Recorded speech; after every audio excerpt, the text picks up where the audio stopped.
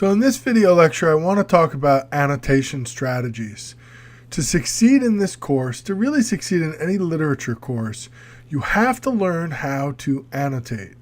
If you don't carefully annotate a text, what happens is you can't do anything with it later. When it comes time to take a quiz, you open your text, you don't know where to find anything, you have to reread. When it's time to make a contribution to a class discussion, online or on site, you open your text, you got to reread.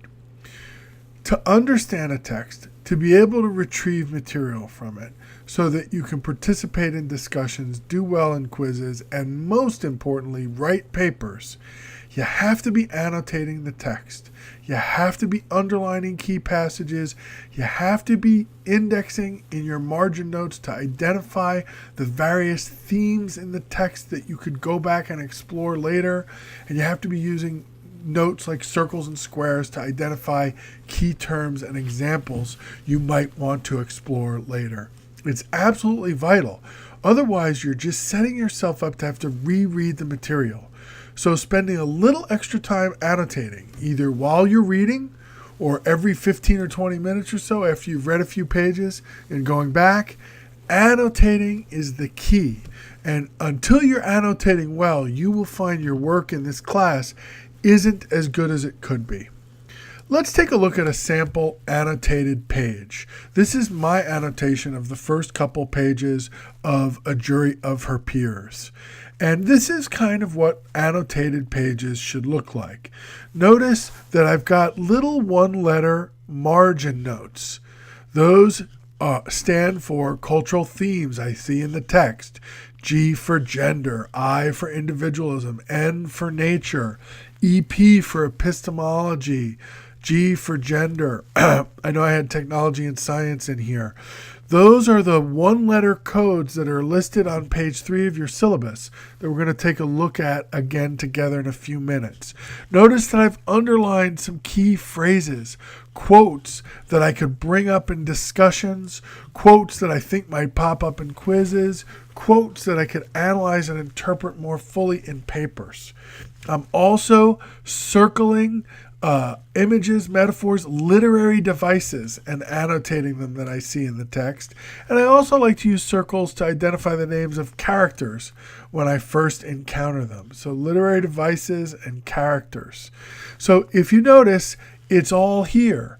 I'm underlining a little bit, certainly no more than 10%. I'm tagging or indexing in the columns with reminders of the themes, the cultural themes I'm finding in the text. This way later, if I go back and decide to write a paper about gender, I got all these G's pointing to me where I can go find passages. Want to write about nature? I look for the N's. Want to write about individualism in American culture and what this text says about it? I look for the I's.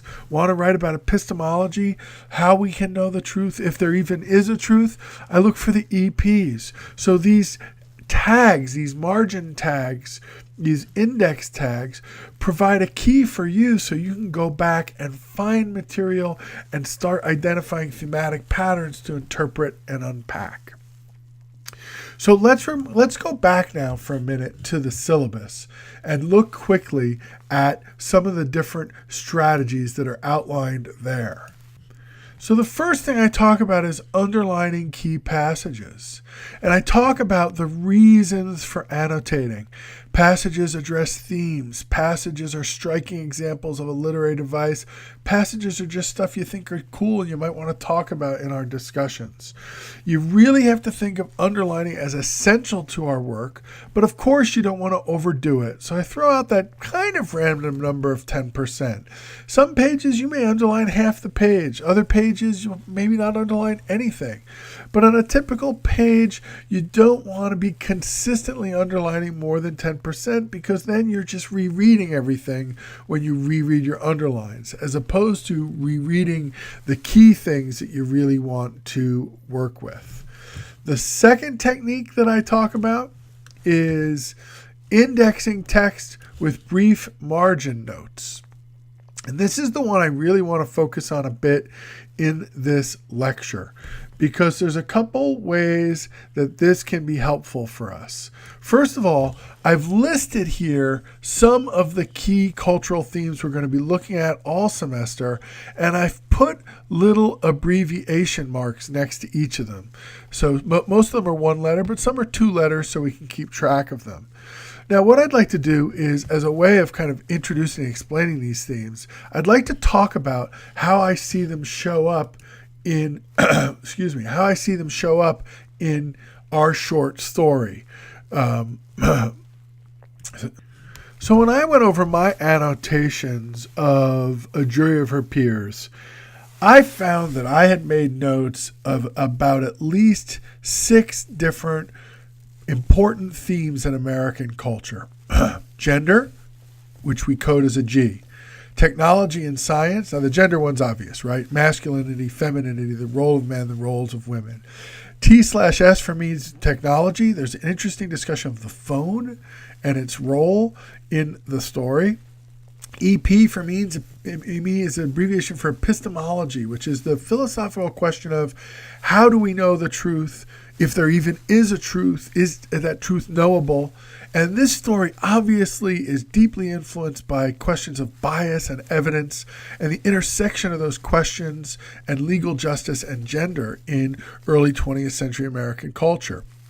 N for nature. In the story, for me, it's often cold, hostile, and alienating. I is individualism, the American desire to go it alone. And Mr. Wright seems to embody that. And one of the dangers of individualism is in its extreme form, and Mr. Wright seems to be that. Mr. Wright, one of the main characters in the story, the man who is killed by his wife. Mr. Wright is, and by the way, that name is hilariously ironic because he's Mr. Wrong. I keep distracting myself. Let me stay focused. Mr. Wright is a character who represents extreme individualism to the point of alienation, right? And he separates his wife from the world and dispirits her and leaves her feeling alienated and desperate. W is an abbreviation I use in my text for work, because Americans are very interested in work. Does work liberate us? Does work constrain us? Is work a vehicle for mobility? To use Greenblatt's language, is it a vehicle of constraint? F for family, in this case marriage and family. A lot of discussion of marriage and family and children in the story, and or in the case of the main character in the story, the lack of children. So this is a quick look at a bunch of the cultural themes we're going to look at in the course, and my quick explanation of how I see them appearing in this story. But throughout the semester, we're going to come back again and again to this list in the syllabus of cultural themes. And we want to use these as margin tags so we can later come back and write about these themes and find passages connected to these themes. Going back to the syllabus, the other thing we want to be annotating in the margins of our text, besides the cultural themes, are the key literary devices. And I always think it's a good idea to have the syllabus open on your computer or on your phone or your tablet, so you can actually quickly use these links to look up any terms you're not familiar with.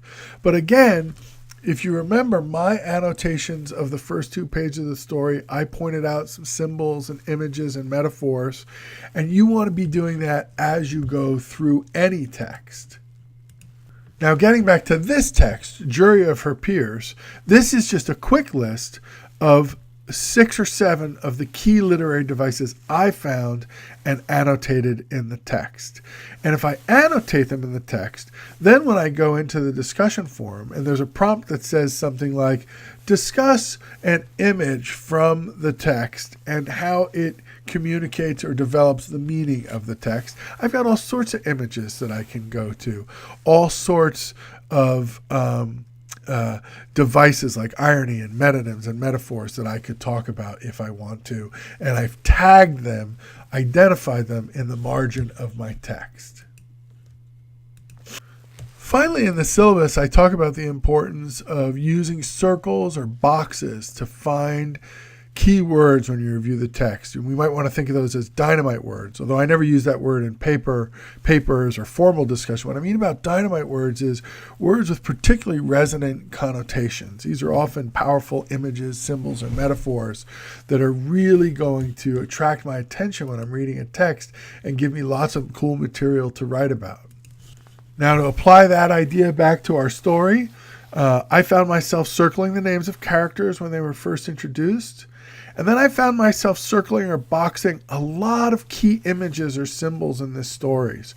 References to a poplar tree, a rocking chair, an apron, fruit preserves that explode in the cold, unfinished work, quilt, a bird cage, a bird. There's so many different words that are really powerful in this text. And I found myself circling 2 or 3 a page that, again, would be material I could later use in my discussions and my papers that I write for the class.